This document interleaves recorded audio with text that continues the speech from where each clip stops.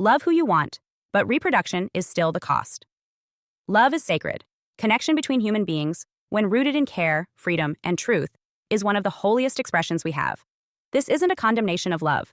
It's a critical examination of what happens when systems use love to reroute the future of humanity. In today's world, every personal identity is encouraged, except the one that reproduces without assistance. This video is not about judging anyone's personal path. It's about what's happening to reproduction at a societal level. It's about what we lose when sexual identity becomes divorced from the ability to bring forth life. And it's about what this means in the larger war on family, lineage, and the human species. We need to speak the truth plainly. 2 men cannot reproduce naturally. 2 women cannot either.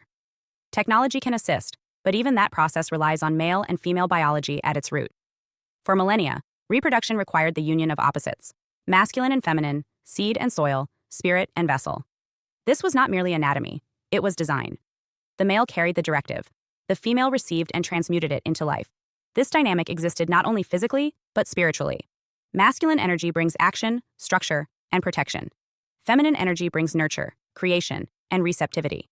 Together, they create not just children, but continuity. But when those poles are separated from reproduction, the future is no longer organic. It becomes managed. What's being promoted now, systematically, is reproduction-free intimacy. Not just through celebration, but through infrastructure.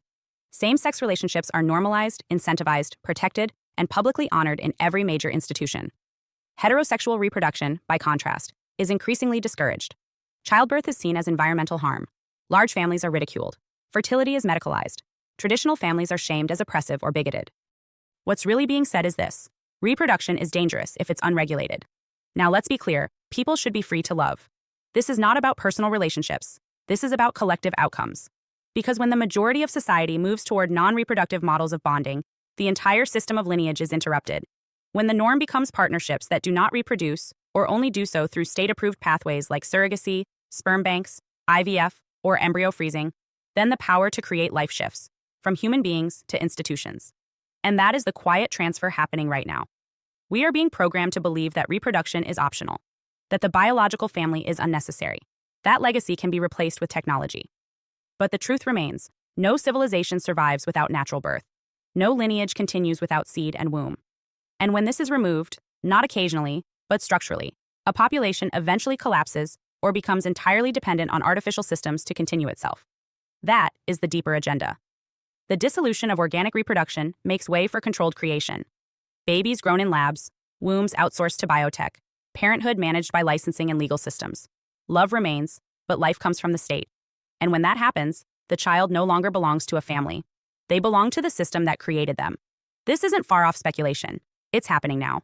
Fertility rates have dropped below replacement levels in over 100 countries. Sperm counts in Western men have fallen by more than 50% in just 4 decades. Egg quality is declining in younger women. Hormonal imbalances are rampant. Gender confusion is increasing. And instead of addressing environmental or chemical causes, the narrative has shifted toward acceptance. Maybe humans just aren't supposed to reproduce anymore.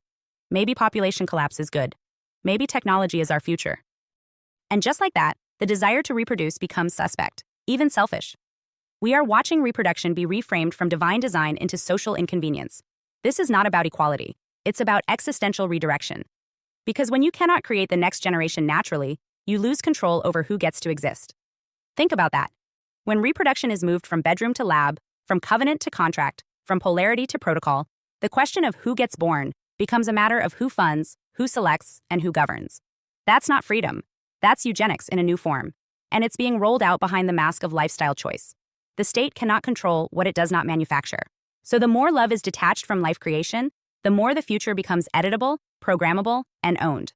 And the more children are created through assisted reproduction, the more opportunities exist for genetic alteration, biometric registration, and institutional parental rights. The family becomes legal fiction. The origin becomes state-sanctioned. And the human soul becomes the product of licensed procedure, not sacred union. Again, this is not a judgment of individuals. It's a diagnosis of systems. You can love who you want, but you must understand the cost. Because love without legacy is beautiful, but it does not continue a people.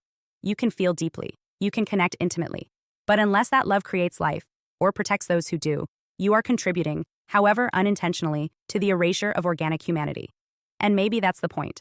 Maybe the push toward reproduction-free unions isn't just about social progress.